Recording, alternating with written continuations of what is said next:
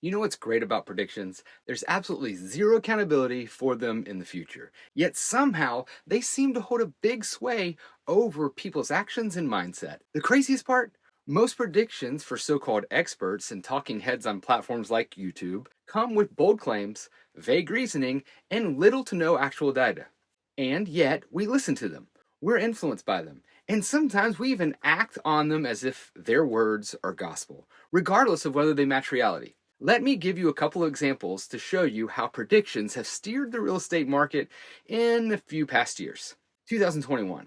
Some agents were advising clients to skip due diligence periods and buy quickly because prices were skyrocketing and interest rates were historically low. The idea was you have to buy now or miss out forever. Fast forward to late 2021 and 22, and over 70% of buyers from that period reported being unhappy with their home purchase.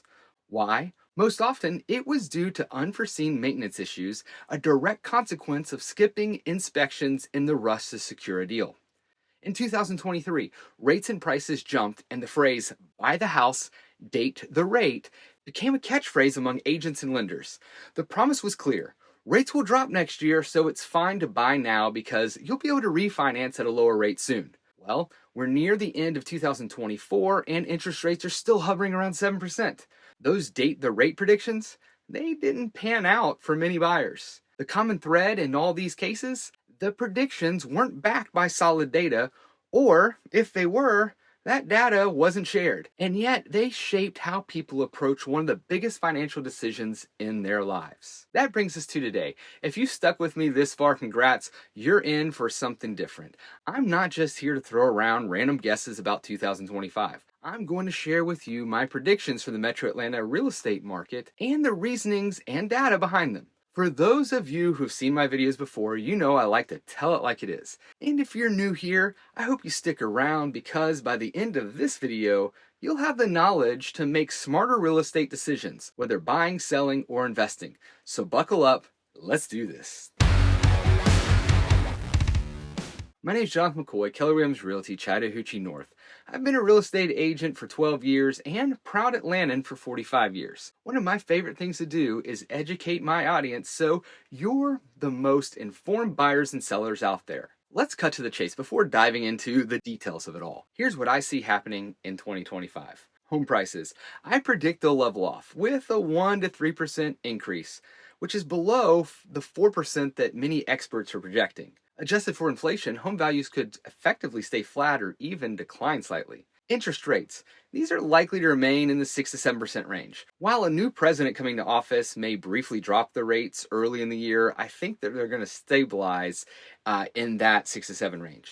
As for the markets, let's look at townhome and condos. I think this market will shift potentially to becoming a neutral or even a buyer's market by the end of 2025. As for single-family detached homes, inventory will rise, but we're still going to stay in a seller's market for most of the Metro Atlanta area. Now let's get into why I'm thinking all this. And to start, we got to figure out how we got here. So let's look at the housing prices and rates.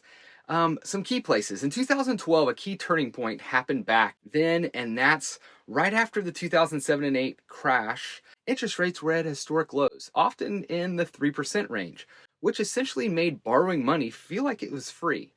Couple that with an improving economy, and we saw home prices start to rise steadily. In this time period, we saw prices skyrocket. Now, depends on what graph you look at.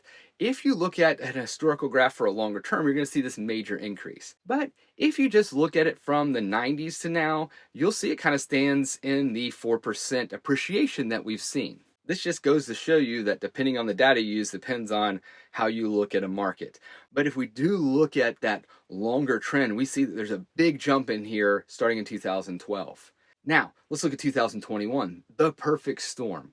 This is when, of course, the pandemic hit, creating what we saw as skyrocketing prices. The work from home trend, the people needing more space, more home offices, larger yards, this really shot us up, as well as historically low interest rates. Some buyers locked in as low as 2.5%.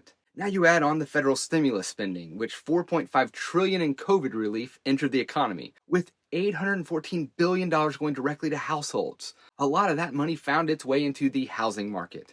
The result of all this, the biggest home price increase in history, setting a new norm for home values that we're still grappling with today. So, with these predictions, I think there are four key areas to watch for 2025.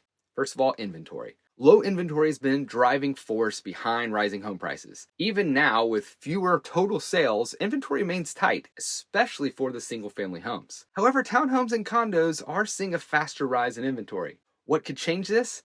Our second factor, which is unemployment. According to Gary Keller of Keller Williams, we need to see unemployment hit 6 to 6.5% to see a significant increase in inventory, enough to put us in maybe a neutral market or a buyer's market. Now, I'm definitely not hoping for all of a sudden major unemployment. That's not a good way to go. But right now, we're looking at a 4.1% unemployment rate for the US. And here in Metro Atlanta, we're looking at 3.5%. Just goes to show you why so many people are moving here to Atlanta, because we do have great jobs and a lot of them keeping our unemployment rate lower than what we see nationally. Our third key area to watch: interest rates. Interest rates have averaged 7.74% since 1972 to now, and 5.98% from 1990 to the current date. While rates are higher than we'd like, they're not wildly off historic norms. And for 2025, I predict they're going to stay in this 6 to 7% range, which is actually a good thing. I know it stinks, everybody loves that low rate, but those low rates help send our prices skyrocketing. And if we want to keep those prices in check, we really need to be around that 6% mark. And the fourth area to watch out for: townhomes and condos. With rising inventory and new construction focusing on high density housing, this market could soften. If inventory continues to rise for townhomes and condos, we could hit a balanced market or even a buyer's market by late 2025. The big question in this area is, will supply outpace demand? If so, prices in this segment could drop, potentially influencing the single family home prices, because there are a lot of people that don't want to buy a townhome or condo. However, if they get really affordable and they look really intriguing, that could take some people out of the single family market and put them in the townhome and condo market.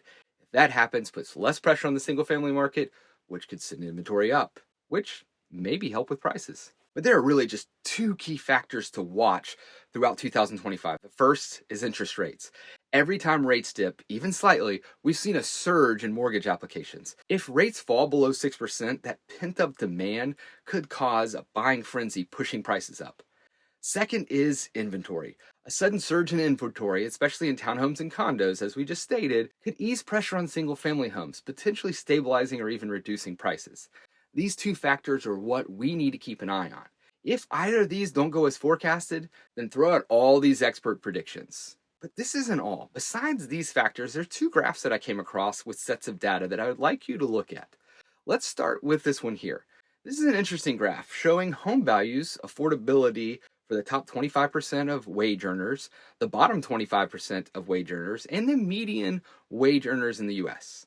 As you look at this, know that the affordability below 1 means it's affordable for this income group, and affordability above 1 means it's not affordable. With that said, there's some interesting data points to note. One, look at what happened in the real estate values from 1971 to today. Home values went up no matter what was happening in the economy, except for the Great Recession and housing bubble that started in 2007. And even there, we see something I noted multiple times with the data we're looking at. Look at the times when homes became less and less affordable. We see a flattening out of home values and even in some places a small increase. We see it from 1973 to 75, 1981 to 82, and even 2006 and 7. Affordability decreases and prices just leveled out. Now, of course, we saw a drop at the end of 2007 until we hit the bottom, which came in January 2012. But let's jump to what has been happening the last few years. We see leveling off of affordability even as prices have increased. If prices are on the increase but affordability is leveling off, this shows me that the income is starting to catch up with the housing prices. Also, based on what's been happening in the past, along with current trends, I see prices leveling off as they did in these previous times of affordability being low. If I then add this second graph here to everything we've been seeing and talking about with annual appreciation for homes being 4% since 1989 to today, and as we see here, the current prices are actually 10.5% higher than the trend of 4%. While we typically come down to the trend, I actually foresee prices leveling out and the trend line essentially catching up over the next few years. What does this all mean? At the end of the day, the right time to buy or sell real estate is really whenever you're ready to buy and sell real estate. Long-term real estate is a solid investment with an annual average appreciation around the 4% we talked about. It's not always the best performing investment, but for most people, it's a forced way to build equity, a critical advantage in a world where we only see 36% of people have a written investment plan, according to Charles Schwab research. Now I want to hear from you. What do you think will happen in 2025? Did you see any data or trends I'd shared that stand out to you? Drop your thoughts or questions below in the comments. And if you're looking to buy or sell or invest in real estate in 2025, it's never too early to start planning. Reach out to me and let's start crafting a strategy tailored to your needs. My contact information is below. Thanks for watching. See you next time.